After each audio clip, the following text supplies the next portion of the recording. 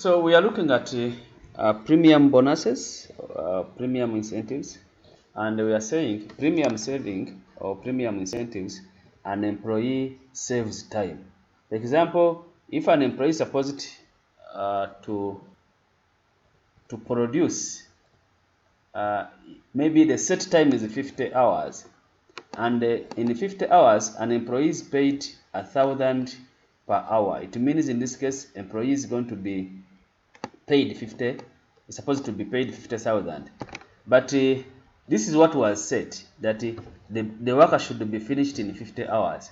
But if in the actual an employee uses 40 hours, so it means that the 40 hours will be paid at 1,000 and the employee will be paid 40 hours. So this 10,000, that's the difference between what was set and what the employee has actually used, is going to be a saving to the company. So this saving, as I said, it is shared by the employer and by the employee. So the method of sharing is what we are going to look at in our next slide. So these are different methods that can be used in sharing the saving or the premium. We have what we call the Halsey incentive scheme.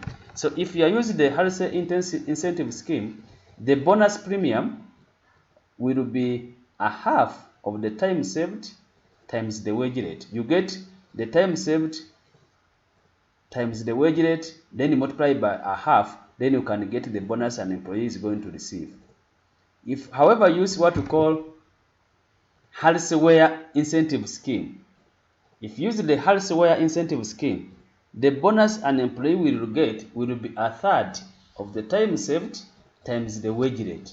So you get the time saved times the wage rate, then you multiply by a third, then you can get the bonus incentive an employee is going to get on the time saved.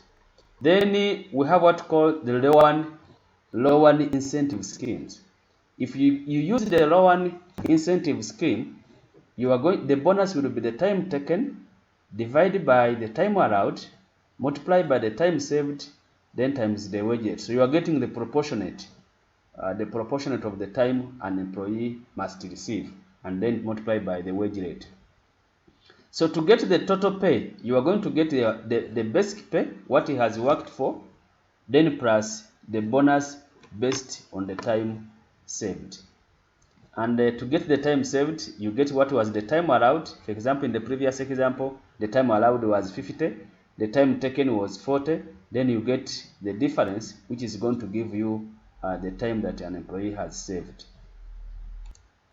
So let's look at this example very briefly.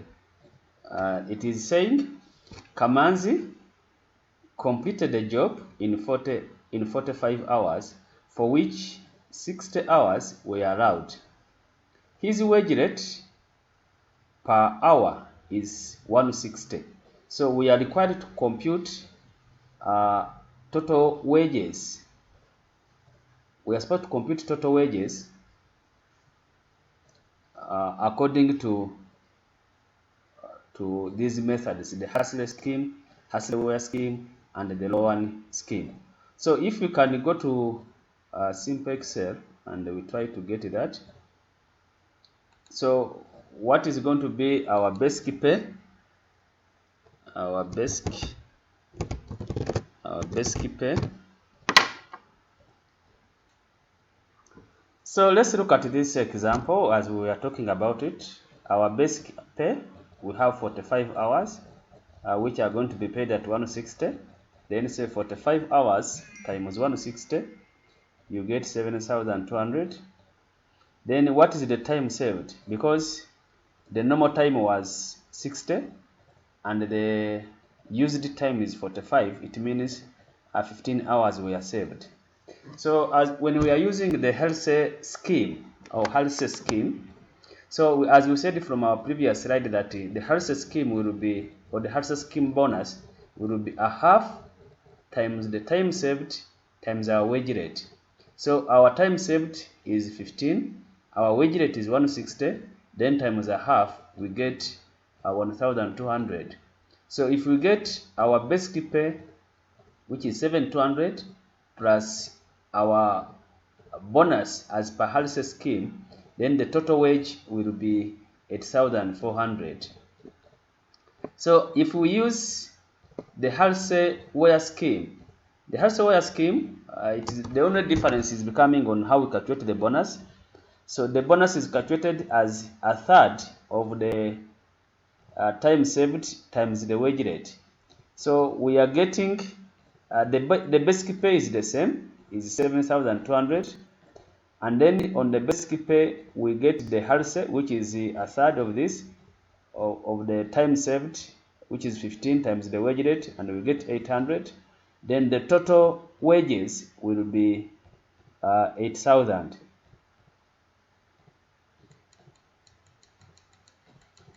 If we use the loan scheme, as we said, it is time taken divided by time allowed times time saved, then times the wage rate. So we are getting our time taken, which is 45, divided by the time allowed, which was 60, times the time that was saved, which was 15, then times our wage rate, which was 160, then we get a bonus of 1,800. The basic pay is the same, 45 times 160, so the total wages as per law 1 will be 9,000. So we are looking at illustration number 2 in our notes. And this illustration number 2, as we said, we have looked it. We had 180 units that were produced, and it takes 8 hours to produce 1 unit. So it means that the 80 units, the 480 units were produced in 60 hours. So, and then this means this was our estimated time. Unit produced divided by the number of hours to produce 1 unit. So you get 60 hours. So that is the estimated time. And it took how many hours? It took 52 hours to produce, meaning that the employee saved 8 hours. So if we are using the Halsey scheme or the Halsey scheme, sorry, Halsey, I think I spelled it wrong. If we use the Halsey scheme, our basic pay will be 52 hours, that's the normal hours, times the 180, that's the normal rate, which will get here 9,360. Then the bonus incentive will be, as per Halsey, will be a half times the time saved times 180, which will get as 720. So the total wage will be the total of this.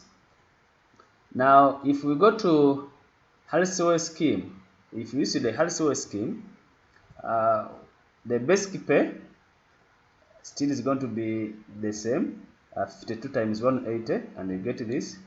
Then, as per Halsey scheme, the incentive is calculated as a third times 8 times the time saved times the rate, and you get 480.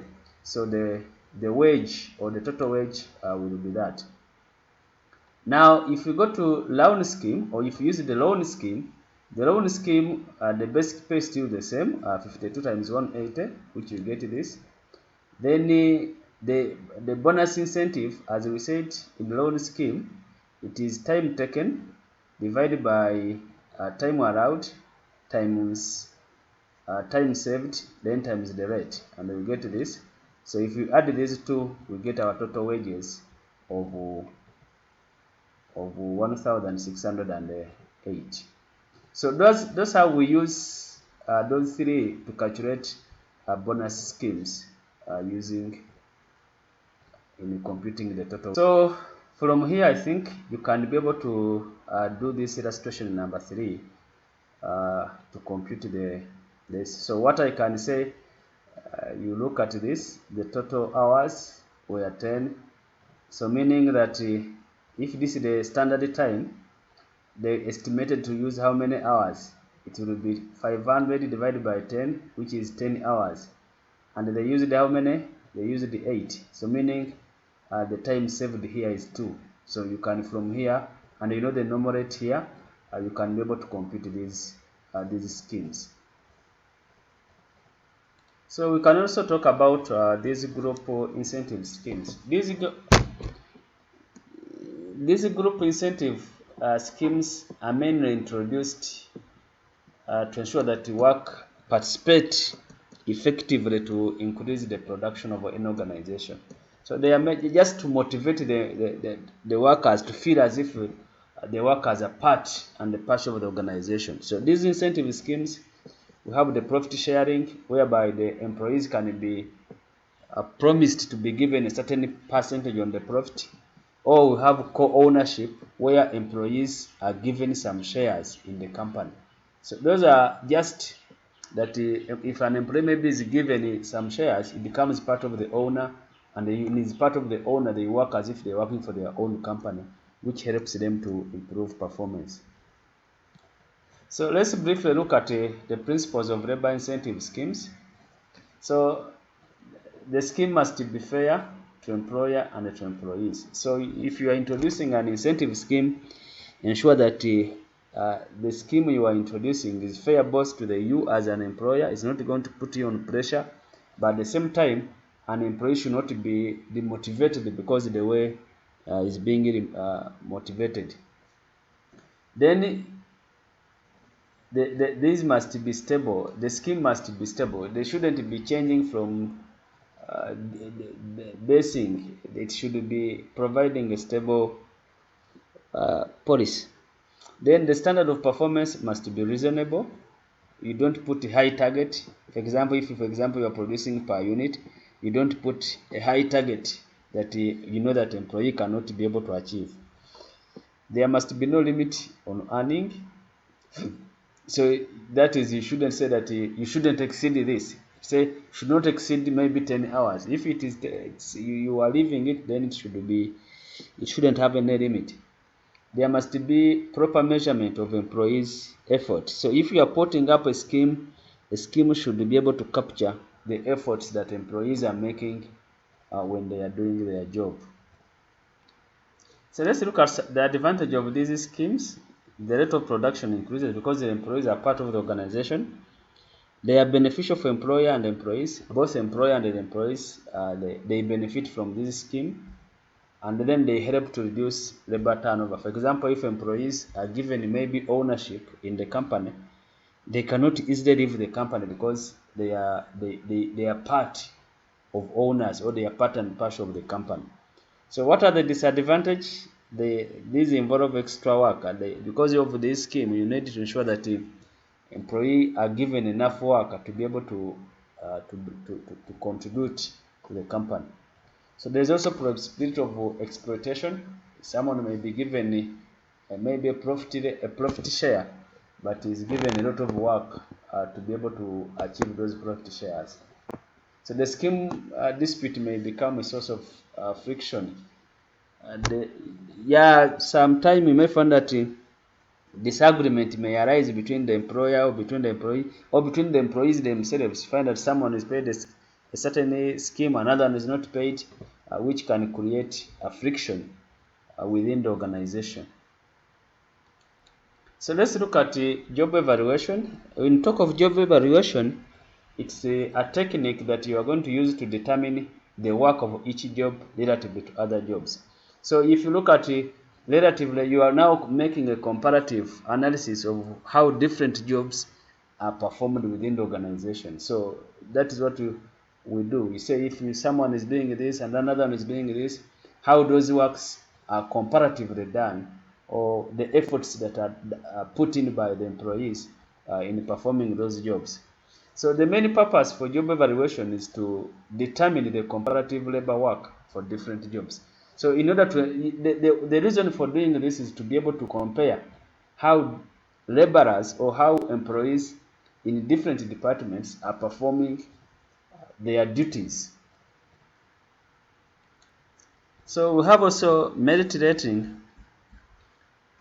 Merit rating, it's mainly you are evaluating an employee that you want to determine any addition that should be made to an individual normal wage.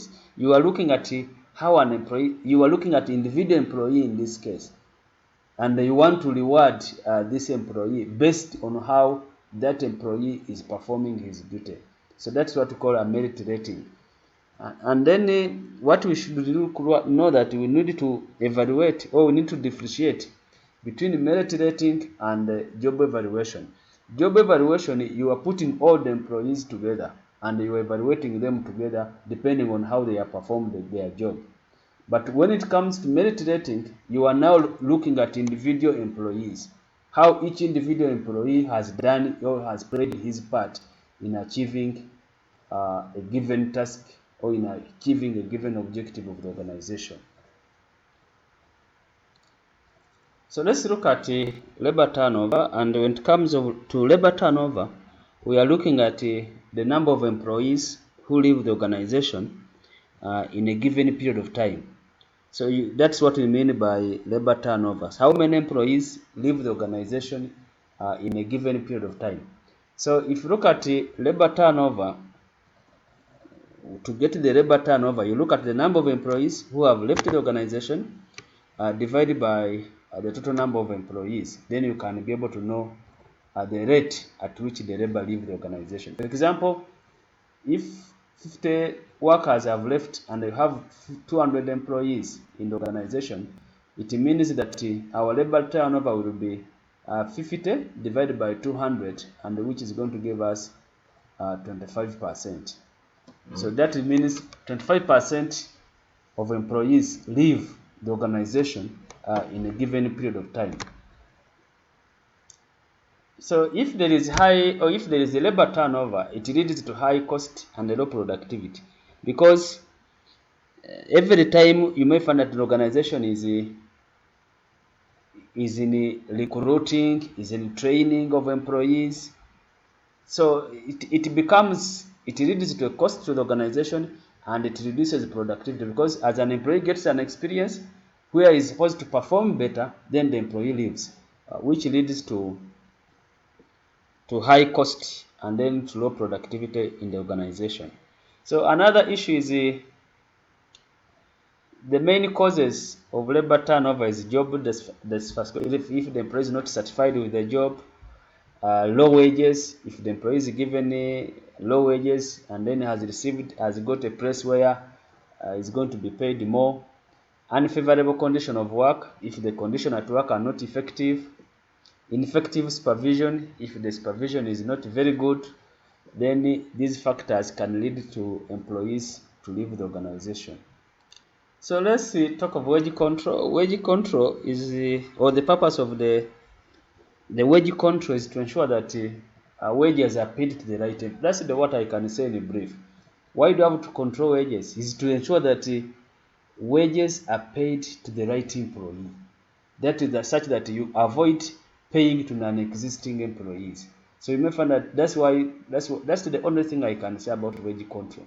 To ensure that you pay the wages to the employees that are on your payroll, or employees that are in your organization. So if you pay non-existing employees, then we say those are dummy wages. So dummy wages should be avoided on your payroll because they increase cost. You can go through this, are not very complicated things.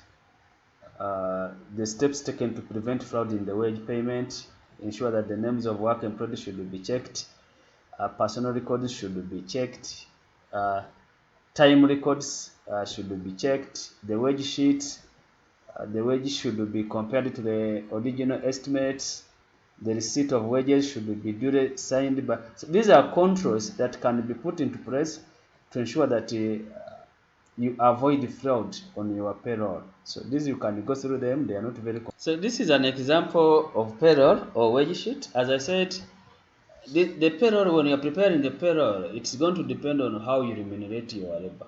How do you remunerate the employees?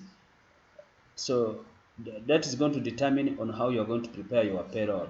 So, but this is a simple format of a payroll: the serial number, the name of the employees, in this case total hours you are paying per hour, the rate, and if there are some other discounts, or then you add them here. Then you have the deductions.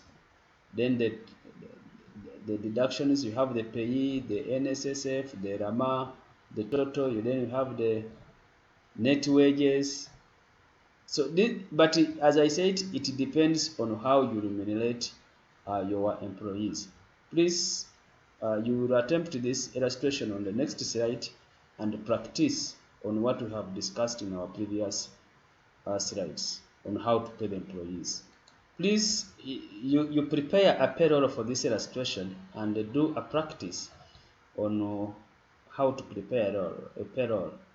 Please ensure that you do that uh, in your time. We have already talked about these ones. It's not a very challenging part. As you prepare, also look at these additional information. They will help you to prepare your payroll. So dear students, this is the end of our chapter 4, which is chapter 3, I think. Chapter 3, which is about labor costing. Remember what we have discussed, mainly the methods of remuneration of labor, the PC rate, the time rate, then look at the incentives, how to calculate the incentives, the other issues that we have looked at, the overtime and other issues in the calculation of the labor cost and then the wages. Please ensure that you do the activities which are on your e-platform related to this chapter. So thank you very much. We meet in another class. Good day.